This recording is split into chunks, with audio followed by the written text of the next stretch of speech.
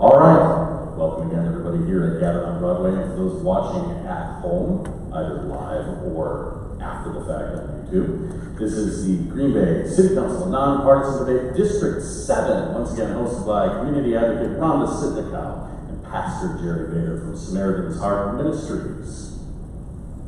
You have a mic back, sir. You need your mic back. Thank you. Welcome to the Green Bay City Council Nonpartisan Candidate Forum Debates. We have the District 7 incumbent Randy Scannell and challenger Rob Miller with us today. And we are going to have a conversation, 9 questions that were vetted publicly, as well as Jerry and I collaborated on a few together. The parameters of today's forum, gentlemen, will be, you will have an opportunity for an opening statement, questions, there will be 2-minute responses, and as well as a 30-second rebuttal opportunity after each response. Finally finishing with a closing statement. Do you have any questions? Fire away. Okay. So let's begin with an opening statement from, do we have a coin to flip? Oh, do we have a coin to flip? Or you want to think of a number? I thought that might be a good idea. All right, somebody go first. Somebody figures it out. Mine, I got. Shall I go first? Okay. There we go. Basically, I'll go over why I'm running for office. It was really actuated by my frustration with the city's roads. We had to wait 5 months to get the road fixed at 331 South Van Buren Street, which is down the street from my office. Thereafter, walking around, I noticed that South Roosevelt Street was in unbelievably bad condition, and I started a course of action, starting with a letter to the City Council, starting with a request for service, a poll on next door where 90% of the people basically said it was atrocious. Another letter to the City Council, and I characterized the road surface as worthy of the Oregon Trail. And 20 months later, eventually, the city went in and filled the potholes. It was the worst rated street, according to the city's own ratings, in the city, absent gravel roads. So it took an epic amount of work for that. Also, the littering problem with the Press Gazette throwing 30,000 advertisers, and in my neighborhood they were throwing them out of cars, and they were landing on the street, the terrace, the lawn. People were breaking their snowblowers over this thing, and I started tirade on this, and once again we started with a letter to the City Council, a poll. I even proposed an ordinance from Fremont, California to solve the problem. That went nowhere. It took a year for the city attorney's office to look at this stuff. Nothing happened. Even though the Constitution was drafted in 120 days, the review for constitutionality took over a year. After that, I reasoned that the city was spending $50,000 a year subsidizing the Press Gazette, the official newspaper. And I noted that it was not worth subsidizing the official newspaper when they're littering. And that proved the point to bring the city, the Press Gazette, to the table. They had been evasive before that, and perhaps misleading. In fact, Alderman Scannell was at the initial meeting where our staff spoke quite eloquently about the problems they've had in getting the Press Gazette to talk to them. So finally, they were faced with the possibility of losing the official newspaper status. They came to the table, and the problem was resolved. So for those kinds of reasons, I have a record of accomplishment, both in this area and in the Navarino neighborhood, which has come back very strongly because of the work of myself and other activists. We've gone from a crime-riddled neighborhood, for example, the 300 block of South Van Buren had all drug houses when I moved in the mid-80s. It now has $150,000 to $240,000 houses. It wasn't just me, it was the Green Bay Police Department, it was the Neighbor Works, it was the City of Green Bay condemning things, it was the Parks Department. It was a multiplicity of organizations and entities that combined with us to turn the neighborhood around. And we continue to do that by having had neighborhood walks for about 20 years. So I think I know something about bringing back a neighborhood, and I also know something about anti-crime efforts. Thank you. Thank you. Mr. Scannell? Well, first I want to thank Jason Jerry and Lama for putting this on, and the moderators, Jerry Bader and Rhonda Sitnikov for putting this all together. It's a lot of work.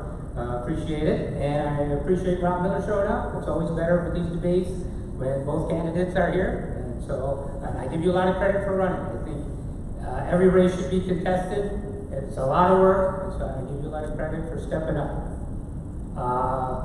I've been the alder for District 7 for 8 years, and during that time I have always been a supporter of the Green Bay Police Department. They do a great job. We have a new chief now, and the Green Bay Police Department has been practicing community policing techniques for a long time now, which I think is a very constructive and positive way to engage with the public. I've been involved with in many of the police department's events and their community outreach activities. In fact, just this last Friday, to Divine Temple and the Community Advisory Group, they've been putting on Bring Your Own 5 basketball, bringing community youth to play with the police department. And Friday I was the scorekeeper. And one team always won. I don't know how that worked. Not enough fingers and toes. But I've been doing that for a number of years. I've been very proactive with getting development to keep our tax base growing. I've been involved with neighborhood associations who enhance our neighborhoods. They do a great job. I've been involved with many nonprofits, including the homeless shelters, who have a very tough and important mission. And my whole district had 3 homeless shelters in it. I'll be down to 1 redistricting, but still plan on staying involved. It's an important issue. I have been very supportive of more housing, that we can tackle high rent by increasing the number of housing in the city, straight across the board. I think a lot of big cities, that's a problem, that's the stumbling block for a lot of growth. If we can get enough housing stock within our city, that will help the city grow. So hopefully, as we're coming out of the pandemic, some of these projects, like the one I'm enrolled with the supermarket and housing along the Fox River Trail, will start kicking in, and we'll have some more housing pretty soon. I played a big role in the housing development on Belt that just finished up. We did a Belt plan, and that was not part of the plan. That area was scheduled for hopefully a grocery store, some other development. But a developer wanted to come in and build housing. I thought that made plenty of sense to get more density down there and attract more businesses.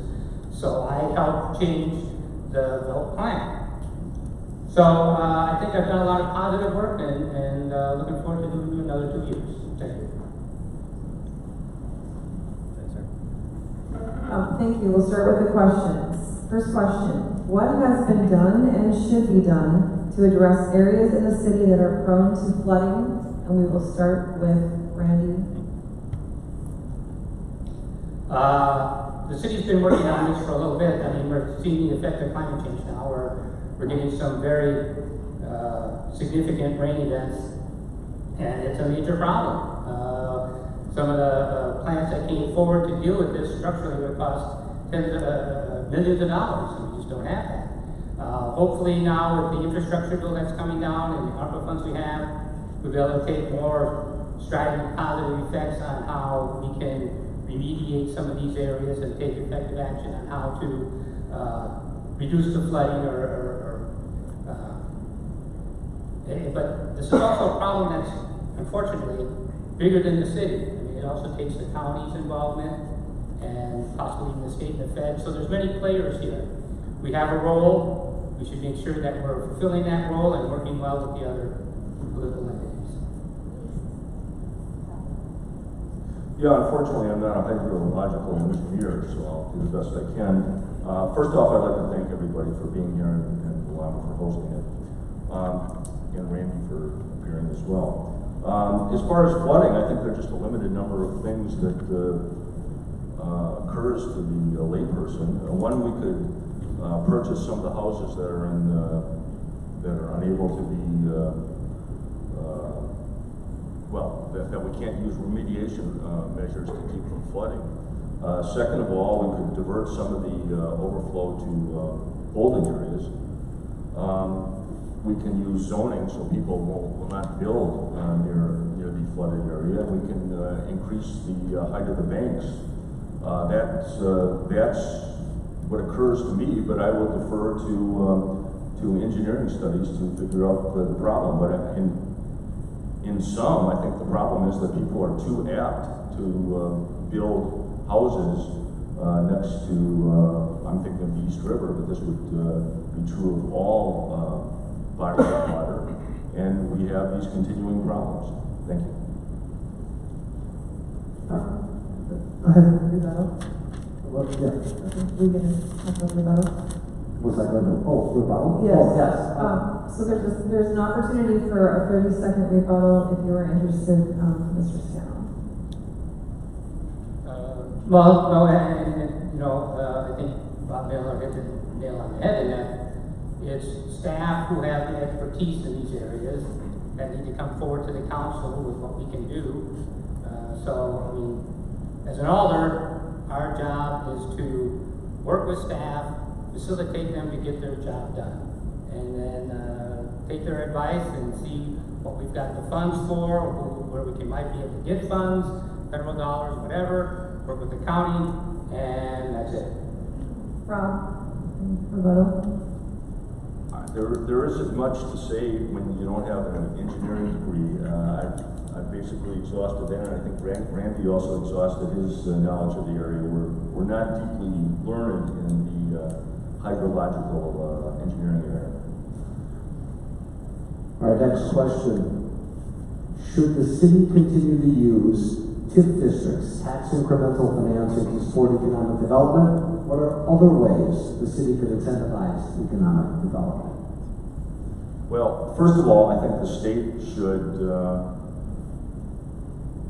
basically restrict the use of TIF districts statewide. It's a competition that each community is engaging in, and I think the communities tend to lose on these things. For example, the Schreiber building was a bidding contest between Howard and the city of Green Bay, and the city of Green Bay ultimately outbid Howard by, as I understand it, guaranteeing the same tax rates.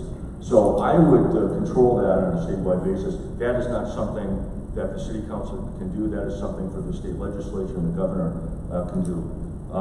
Beyond that, and I think this is the one of the really important aspects of this, the city of Green Bay has to be a more attractive place to locate a business or invest in real estate.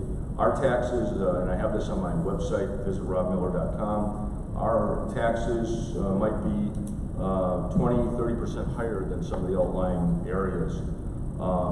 I don't know that we get any better services than anyone else. In fact, when we look at the roads, it's probably worse. So we have to overall become more competitive. It has to be a welcoming place for businesses and individuals to locate. And right now, that's not happening. And I could go on for 30 minutes. I have about 10 seconds left. Thank you. Yeah, TIF is a great tool, so I'm all for TIF. I'll do other aspects of that in my rebuttal. But I think TIF has done a lot to help Green Bay grow. I mean, our downtown was a disaster area. TIF played a role in that and in other areas. So TIF has been a wonderful tool for the city to use. And I think one way we can also enhance further development is with a good smart marketing strategy. We have a lot going for us in Green Bay, an awful lot. We got the Packers, which made us worldwide known. We can piggyback on those coattails and show what else we have to offer as a city, which is a lot. We've got 67 parks in a city our size. That's phenomenal. That's incredible, very unusual. We have a nature reserve. One of those parks, Bay Beach, is one of the top 10 parks in the nation. We've got a growing entrepreneurial class. growing arts community. We just have so many different good things. Neighborhood associations, not every city has those. Matter of fact, I remember a few years back, I think it was Oshkosh was coming to see what they could do to institute their own neighborhood associations in their city. We've got a lot of positives working for the city. We need to strategically put together a smart marketing plan, research the areas around the world and in the states that would be receptive to our message, and then hit those so we can keep growing as a city. Thank you. Rebel? Yeah, I'm certainly in favor of TIF districts. I just don't want one city bidding against another. Everybody should be on an equal playing field. With regard to marketing, my belief is that we have to improve the city itself. If in my materials, if the dog isn't eating the dog food, no amount of marketing is going to improve the ultimate result. We need 105,000 residents who are really happy with their services, and I would be improving the services in a large measure before I'd be worried about marketing. Thank you. Randy? Well, I think there's some tunnel vision when it comes to services. I think our services are very good, very excellent, and a lot more than what you're going to get in the surrounding communities. That's why our taxes are high. To compare the third largest city in the state to a village is ridiculous. Our tax rate is, if you look at other cities our size, we're right in the middle. So our tax rate is very reasonable, and our services are very good overall. And as far as the competition with I TIFs, think that's your 30 seconds. okay. Sorry. No, that's all right. I forgot that. Yep. Moving on, next question. Do you believe oversight of city elections as it exists is adequate? If not, what would you change? I didn't hear that. Yep, I'll do it again. Do you believe oversight of city elections as it exists is adequate? If not, what would you change? Would you allow a third-party entity to be allowed in the election process again? So it's a two-part question, and I can repeat it if I have to. Randy, you want to go first? Sure. Go ahead. Well, you can alternate. Okay. The oversight is all federally and state. We follow state and federal laws. The oversight is incredible. So, and then we have no control over that. There's nothing at the local level that allows for any kind of oversight, or should. Your local officials should not be meddling in these elections. You can have, if that's happening, you're going to have one municipality doing something that another one isn't, and it just, there's a reason why the state is responsible for this. And if there's an issue, you should be taking it to the Wisconsin Election Commission, the Attorney General, the courts. And as far as a third party involved, I mean, we're in the middle of a pandemic, and someone came forward with grant money to help us make our elections safer. Over 200 other municipalities and counties in the state avail themselves of some of this money. All of our expenses are accounted for. And all the allegations that were brought forward by a small local minority have been vetted. They've gone to the Wisconsin Elections Commission. They've gone to the courts. They've gone to the Republican state legislature.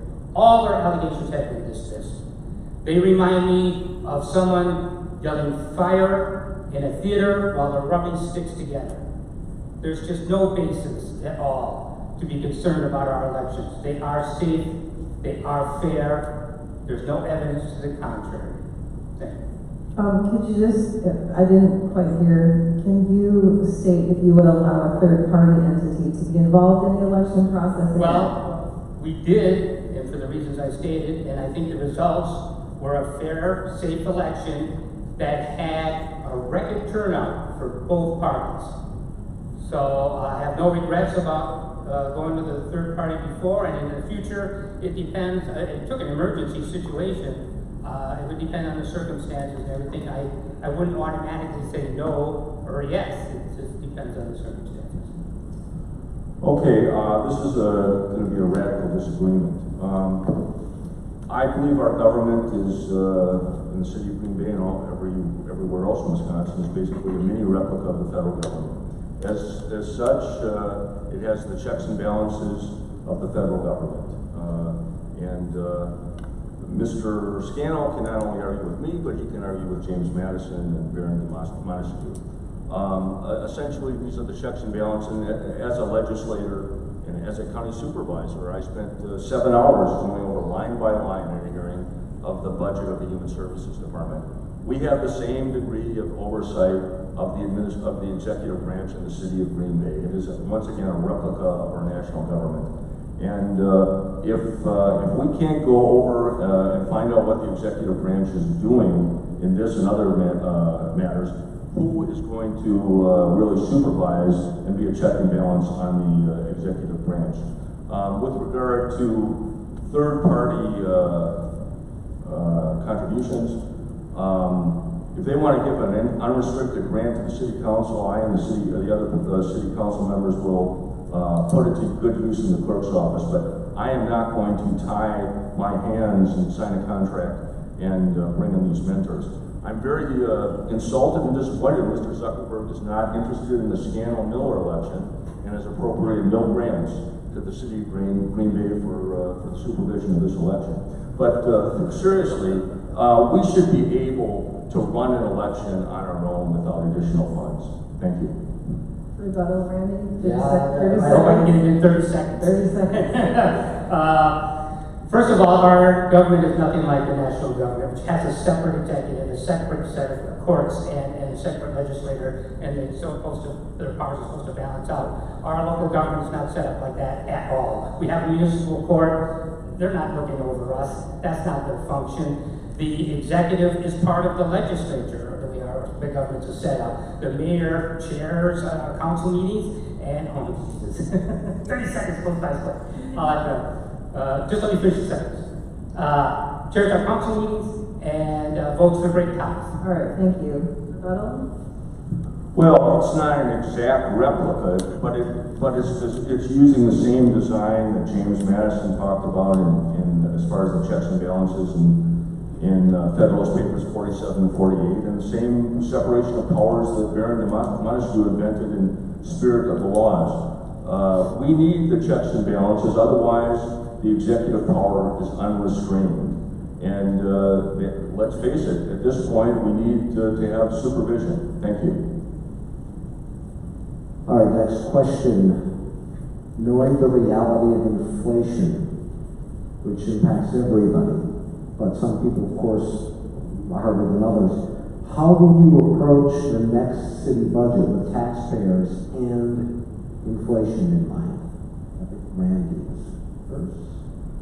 No? Okay, sorry.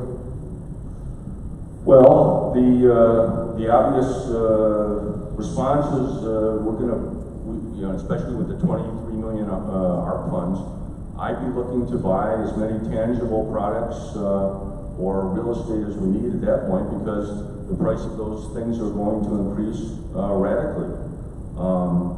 We would have to budget as we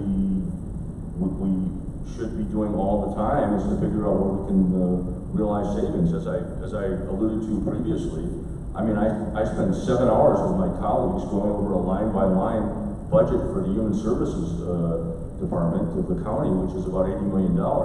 And that is legislative supervision, and that is exactly what should be done at the city council level. We have to scrutinize the budget to see if we can find any savings. I know there was one council member that put together a committee to produce some savings, and had the head of each department to look into his or her budget. Now, one department head could come up with $1 of savings. Now that's astonishing. So I think we're going in the wrong direction here. The budget just continues to increase. The taxes just continue to increase. People cannot afford to buy a house because of the quantity of taxes. We're in a tough situation, and we have to budget accordingly. Thank you. Well, let's look at how the budget is made. The mayor's office is in charge of putting together a budget. He gets together with staff, they analyze their needs, they look at the state money that they're getting, and we look at the levy that's available. And they work out their budget accordingly. Then it's up to the legislator to pass the budget. We go through it, and sometimes we take a little out, or sometimes we even put money in. Or we take a little from one department and put it to another, or whatever. We have have our, so that happens. For me, I know taxes are tough on people, and no one likes taxes, but taxes are how a tool and how we provide services. And I believe in government services, I believe we provide good services.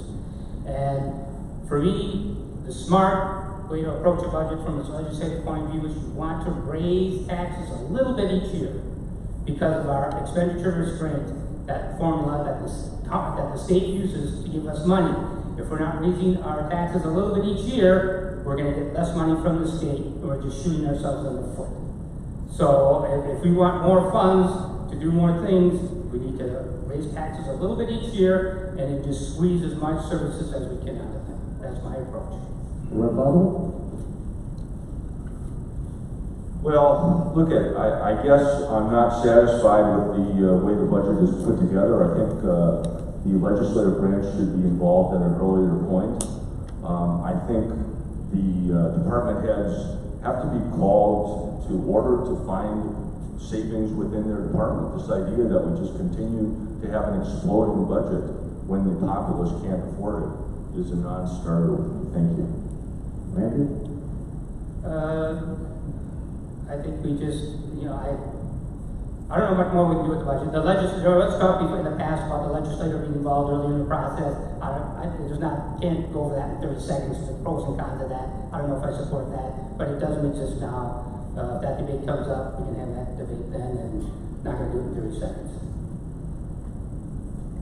All right, next question.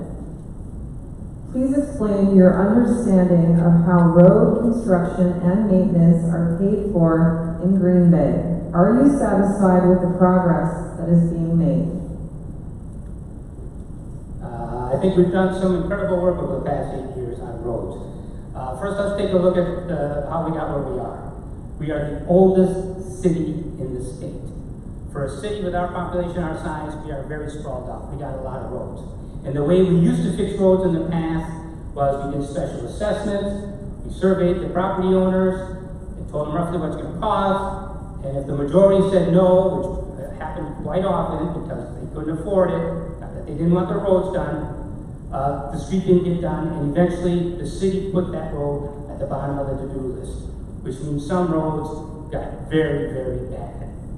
So, during my tenure, and I played a significant role in this, we got the wheel tax going, which took the burden of property owners and allowed us to go forward with doing a lot of road construction.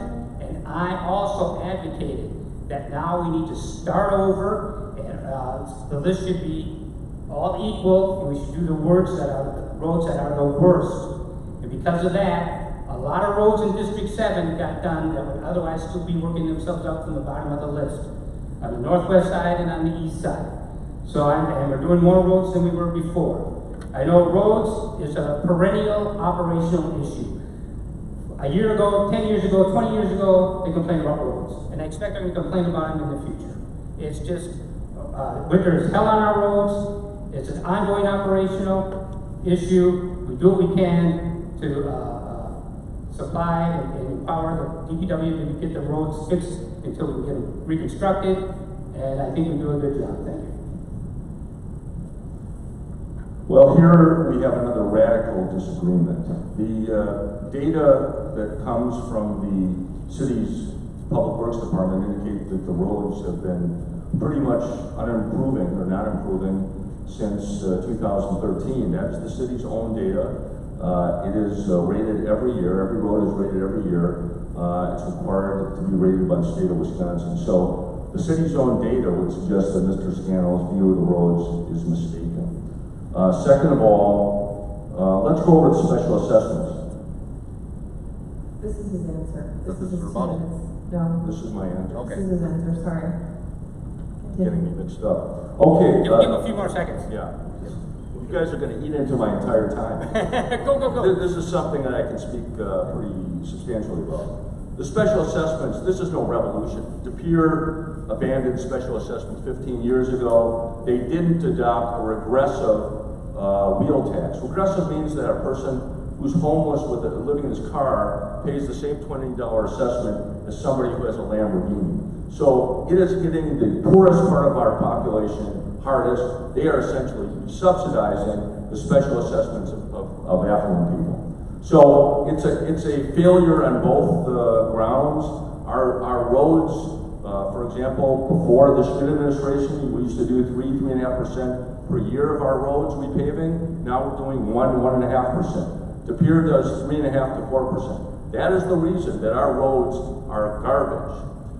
And apparently Mr. Scannell will not face those facts or face that data. That is a problem. That's the explanation of why the city is not improving with its roads, because we are not facing the facts, we are not facing the data. This data did not come forward until I obtained it from the Public Works Department and then had it charted. It should have been up on our website for the last 25 years. If the citizens knew the state of the roads, they wouldn't permit it, they would not have permitted this to occur. Thank you very much. Rebuttal, 30 seconds. This data has been kicked around at the Improvement Service Committee and councils before, and it's all a matter of looking at the data and getting it accurate. I mean, you can't control, percentages are misleading when you have a city that has a big stretch of road and a city that has things that are more compact. It's completely misleading data. So, and as far as our roads not getting any worse, yeah, because of wheel tax and we've been able to steady off. We dug ourselves in a big hole. Our roads were getting worse and worse and worse. Now we're at least leveled off, and hopefully we're going to keep digging ourselves out so we get better and better. Yeah, well, as to the inaccuracy of the data, I have an email. I sent the graphs to our Public Works Director, Mr. Veneer, and he said it was a concise and clear summary of the state of our roads. So the people that know the roads best are completely 180 degrees from Mr. Scannell's assessment. This underlines the fact that we are in a state of complete denial or willful ignorance with regard to the state of our roads, and we need someone there who will affirmatively improve the roads and take notice of the data. Thank you. Next question. What do you see as the city's role in establishing affordable housing? Are you concerned about the price tag of rentals in the city of Green Bay? Want me to do this one? You're first. Okay, thank you. Well, at the first threshold, we need to make sure that the taxes are competitive with the surrounding areas. If we're competitive with surrounding areas, Green Bay apparently is an attractive place to locate. And I want to see even more amenities in our downtown. I think we have a dearth of amenities in our downtown. With regard to other aspects of affordable housing, we try to have Section 8 programs. That's a difficult program to sell to landlords. One of the things I think we could do is to have a tenant education program. I've talked to people who come to me and they know that I'm a landlord. They just have no idea why they're being turned down for housing. They don't realize that an eviction just puts you in never land, except it's probably a version of hell, I guess. You're just going to be unable to rent a house. So it would cost virtually nothing to have a tenant education program. It would pay some big dividends. We have to make the whole overall process of buying a home more affordable. As we escalate the city's budget, it becomes more difficult to buy a house. There aren't any miracles here. The cost of lumber and labor, whatever, are becoming astronomical. Thank you. Yes, I'm very concerned about that. I don't know how anybody can afford it. It's horrible. And at the city, I mean, there are many factors in this, and some way beyond our control. As was mentioned, the costs of materials have gone up, so the costs have gone up. But we can try and do things to try and keep costs down and to try to get, certainly, I support all housing. The more housing we have, all across the board, it'll help low-income housing, it'll help lower rents. And we can do things through TIF money, through tax credits, through some grant money, help lower those costs of construction, and then hopefully also lower those rents. So we have done things like that. We need to continue to do things like that and look for ways that we can really get more housing in this city. The more, the better.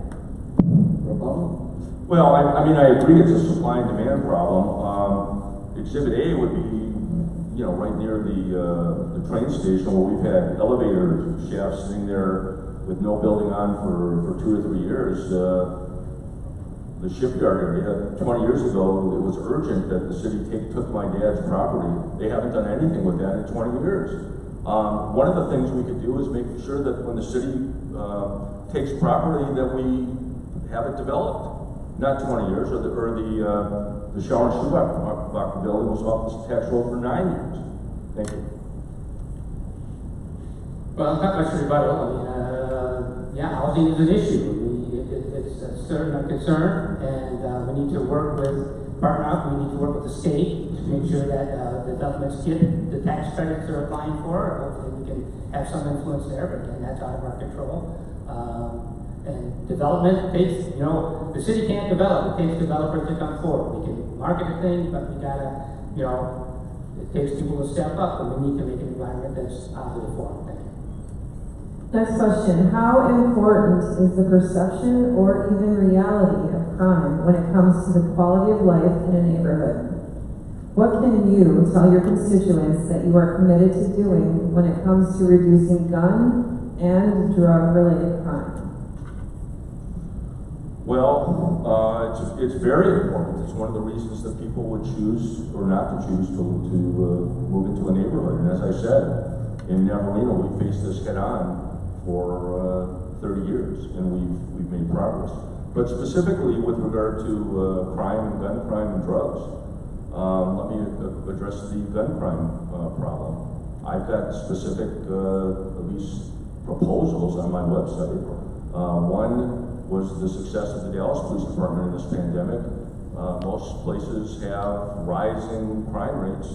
Dallas has had a declining crime rate. I think looking at what they've been able to achieve is worth a gander. Also, the New York City has just put together a 15-page blueprint on reducing gun violence. I have a link to that on my website. I think Mayor Eric Adams' suggestions are worthy of perusal. Finally, I have suggested, as well as this is in the Adams proposal, that we have parallel prosecutions by the federal government. Half of the people that were picked up with regard to the gun crimes at 818 Hubbard and the other ones that night were convicted felons. I think that if a convicted felon also faces a prosecution by the federal government with a 10-year felony potential, they may just speak to the police about where they got the guns. And if they're in a category of multiple convictions, they would be facing a minimum 15-year felony. I wrote to the U.S. Attorney's Office twice. I got no response. So if it's good enough for Eric Adams as the mayor of New York City with a population approaching or beyond Wisconsin, then it's good enough for Green Bay, Wisconsin.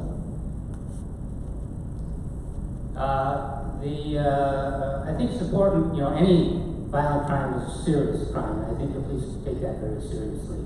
I think the police chief is correct in that we should keep this in perspective. If you look, during the pandemic, crime rates, of course, went down. You'd expect that. And of course, coming out of the pandemic, you expect crime rates to go up. But we don't need to push panic buttons here. If you look at since 2017 and compare overall, we're at the same level of crime. So certainly, there are always challenges. I believe our police department is up for it. I think they're doing a good job. They're looking at what they need to do to get the job done, and then they come to the council with a proposal, and we'll look it over and see what we can do to help them. I leave this in the hands of professionals, and I think our local police know our local situation and will come up with the best solutions for us, and we just have to be supportive of our police department. Well, I support the police department completely.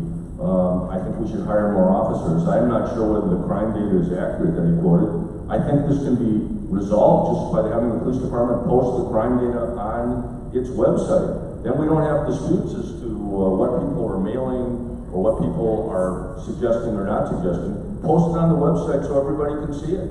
And I think that's a good resolution of that. I just think that given the rising crime, we need to look at all alternatives. Thank you. Those reports are published on the police I don't know if it's Facebook or where, but we get, they produce a report to the council weekly, and I believe we're putting those out on Facebook or on their website. So they are doing that, and I think the police are on top of this. We've got a good police department; they're on top of this, and they're working hard to resolve these issues. So I support them. I think. Next question. There is a considerable number of individuals in the community staying in shelters who are experiencing homelessness. The numbers that we do know do not include individuals who are living in cars, storage units, other people's homes, etc. Has the city done enough to support these individuals? How can you, as a council member, work to improve the situation? Yes, ma'am. Yeah, homelessness has been an issue ever since I got elected. The pandemic really made it that much, 10 times worse and much more difficult to deal with. But what we have done as a city is the shelters couldn't take in as many residents as before because of COVID and distancing and everything that was required. So that we opened up the Bay Lakes Bank Center as a temporary shelter. It caused problems downtown, but no one died on our streets. We've passed for the St. John's Park to be, over the summer, an area where providers and social workers would gather to try and attract the homeless to get reconnected to services, because a lot of those services got broke down during the pandemic. So the best way to deal with homelessness is to get people connected with services. We did that as a city. We had a small role in putting together a task force that has been working on how to get all our nonprofits who do a lot of the work. The county and the nonprofits are the ones where the tires hit the road, and see that we have a continuum of services, that no one's falling through the cracks, and that they're going to be starting a peer-to-peer program to help the homeless that I think will be very constructive and beneficial, and I'm hoping as this task force lines up its work, we're going to see some really good positive steps coming forward with homeless issues. Okay, I think the honest answer is there isn't a great deal that city council members can do. Our human services are delivered almost entirely by the county, and the county has to take some ownership of this problem. The city's police department arrests some of these people, they go to a hospital, they're detoxed for a while, and back on the street. The answer on one level, and I'm referring to a book called San Francisco by Michael Schellenberger, he's basically pushing the idea of involuntary commitment. Governor Newsom of California, where they have an enormous homeless problem, I think it's like 30 or 40% of the country's homeless problem, is now pushing involuntary commitment, or he'll call it something else. Governor Hochul of New York is adding 600 psychiatric beds to try to solve this problem. We have no way of forcing somebody into services.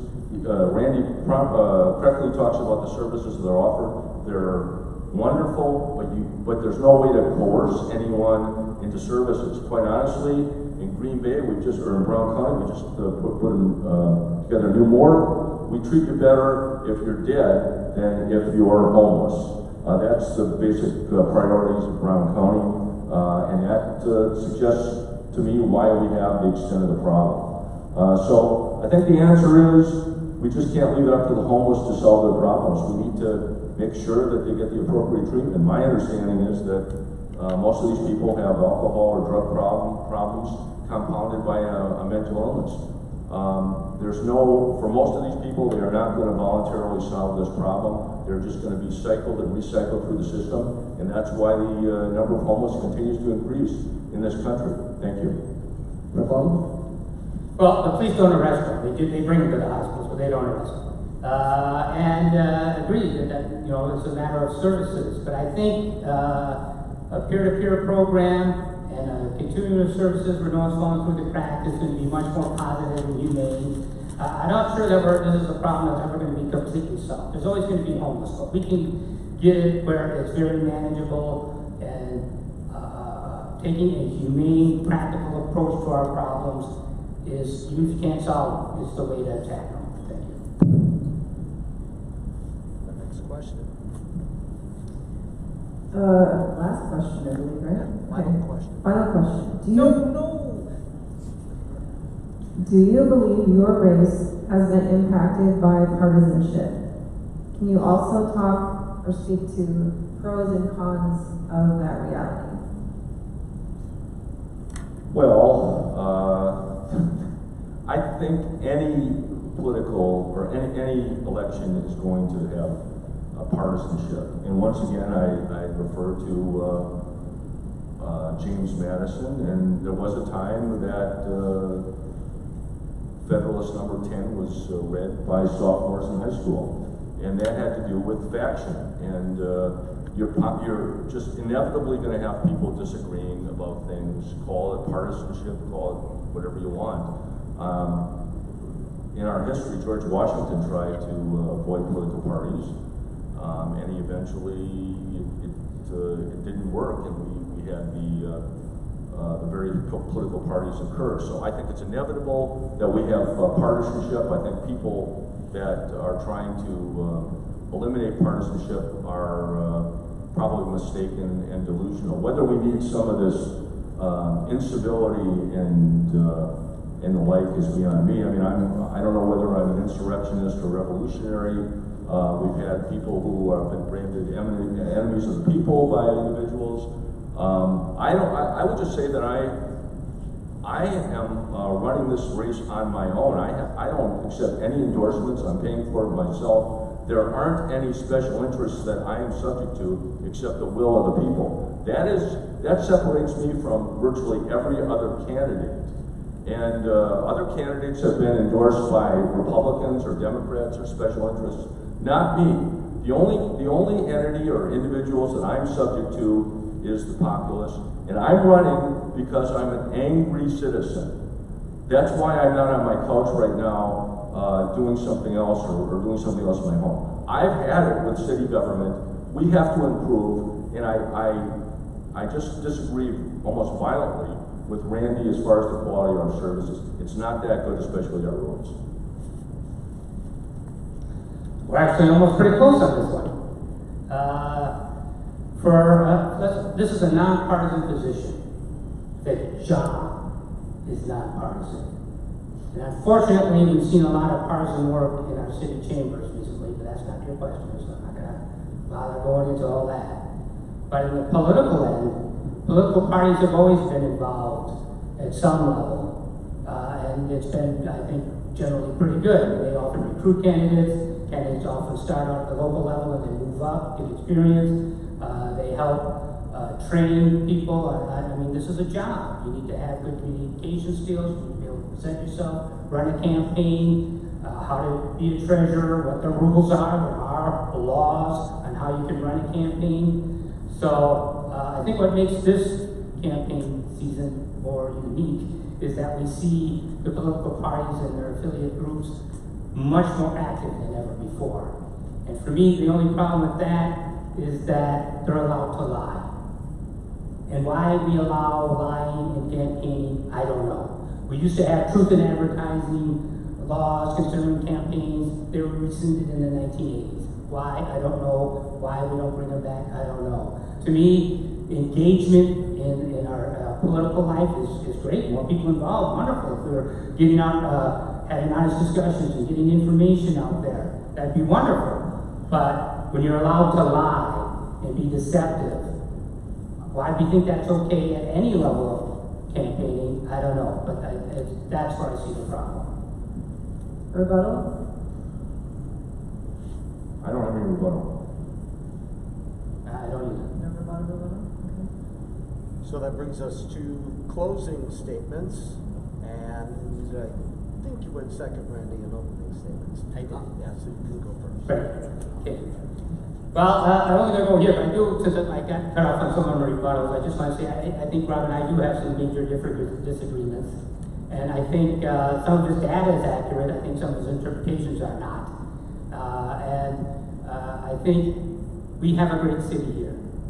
I think Green Bay is one of the greatest cities on the planet.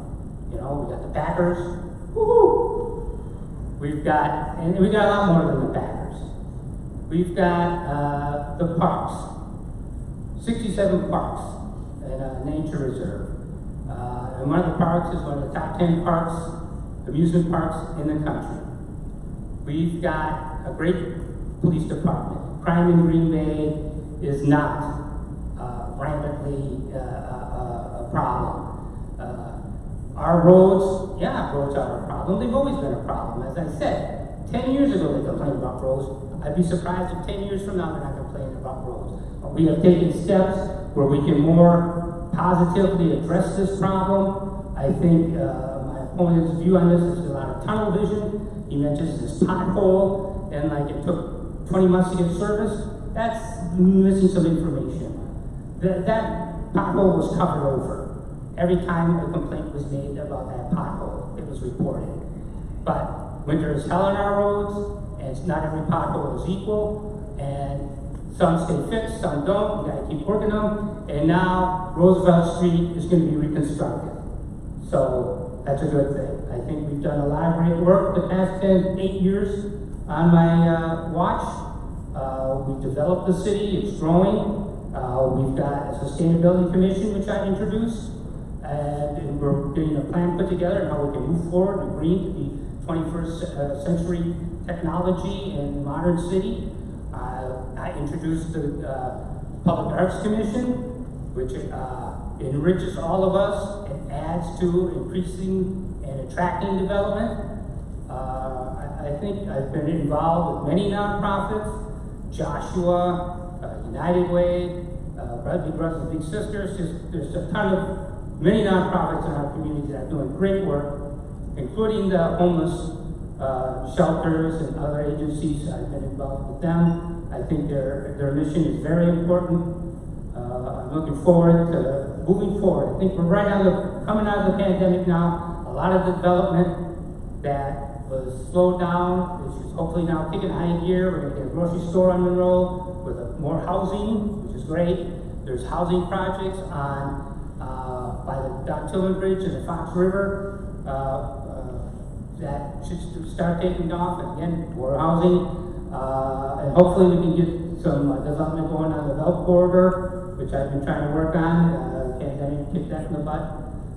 So I think there's a lot of exciting things happening. I think Green Bay has a great deal of potential. I think Green Bay is a great city, and I look forward to 2 more years. Thank you. You have 2 minutes? It's kind of open-ended. Okay. Okay, well, the basic reasons that I've been running, or that I'm running for office, was my frustration with the roads and now the crime. And basically, I'm looking for 2 years. I'm not looking for a career in public office here. In 2 years, I think we can put Green Bay on the right path to resolving its roads. And the problem is that an objective view of our roads, and that's what I attempted to do, and that's what's up on my website. And I interviewed the Public Works Director for about an hour and 15 minutes, would suggest that we have to spend $6 or $7 million on our roads for quite a number of years. So the current wheel tax is nothing more than smoke and mirrors. And as I told you, De Pere did away with his special assessments 15 years ago. So this is not some sort of revolutionary idea. De Pere put it on their regular property tax, which is far more progressive than the wheel tax. In fact, one of the reasons that we have people who are homeless or whatever, or have problems, is that we're hammering them with our regressive taxes. First of all, the city of Green Bay introduces a wheel tax. Then we continue with and Brown County has its additional sales tax. These are some of the most regressive taxes that people can invent, and we just go down this path willy-nilly, and then we wonder why people are having a hard time.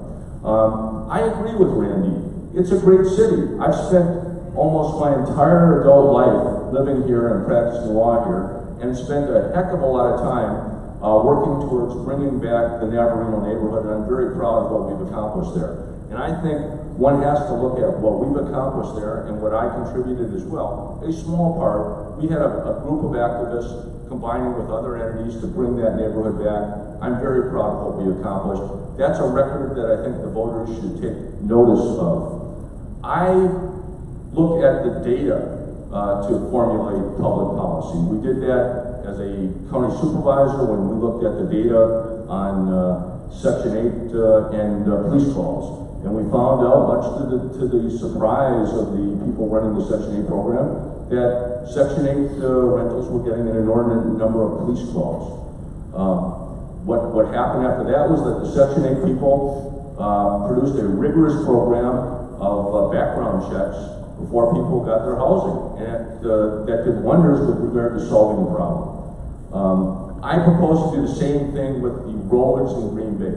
We can't just proclaim that we have wonderful roads. When you go down to Vision or Elmore, Kellogg in District 7, and they're atrocious. Some of them are actually worse than South Roosevelt Street. It isn't just my imagination. So I think at this point, I'm the individual that came up with the data. That is a foundation to resolve the problem. Thank you. And that concludes our discussion and debate for District 7 with Randy Scannell and Challenger Rob Miller. Thanks for joining us.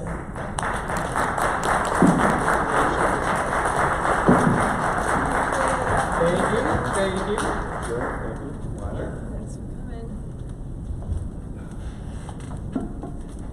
coming.